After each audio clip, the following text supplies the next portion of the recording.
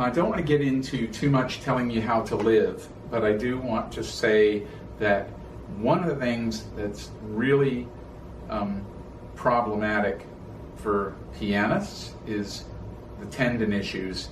And with all the computer work everybody's doing, people are going from computers to pianos, and there are lots of people who complain about the tendons here, and you've all heard about the dreaded carpal tunnel. So, overuse, improper use, that's your worst enemy. Unpredictable or sporadic practicing. Big, huge practice session one day, 4 days not touching the instrument, and coming back and trying to catch up. That's a recipe for disaster. You're going to really do damage like that.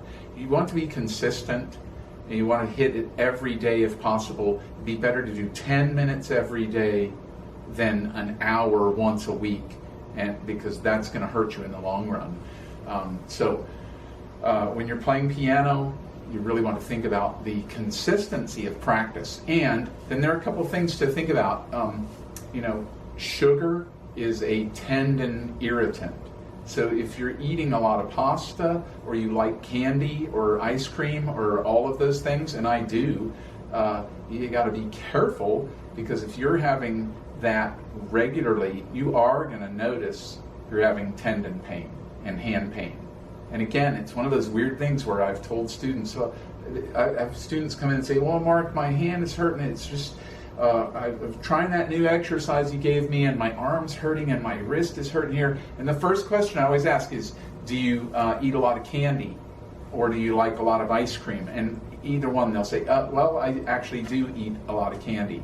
Or I'll say, okay, no candy, you're not eating that, you're not big in ice cream. What about pasta? Oh man, every night I gotta have pasta.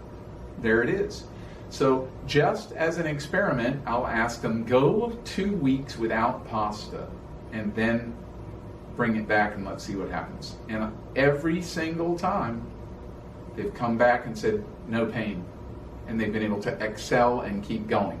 So you can find the balance. You don't have to go the rest of your life without pasta. That could be a problem. And you certainly wouldn't want to go the rest of your life without ice cream. I wouldn't. So you've got to find the balance, because these things are actually irritating your tendons when you have too much. So we're trying to find moderation, a little bit of enjoyment there, so that you're not doing damage to your tendons as you're trying to, play and develop, the ability to make great music. So think about that with eating too. Now they also say at times caffeine can be a tendon irritant, but we also know that caffeine is very good for you, and sometimes even 4 cups a day, they've said, are good for your health and can prevent all kinds of cancers. So we have to think about moderation.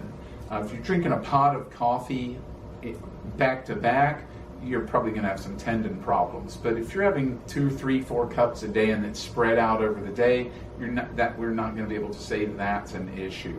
So think about these things. Maybe sometimes it's your eating habits that aren't that good, and that's why you're having pain or stress in the joints.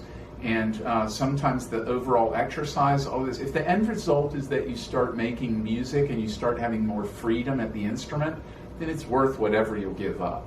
So think about that, and let's talk a little bit about stretching before we're going to play.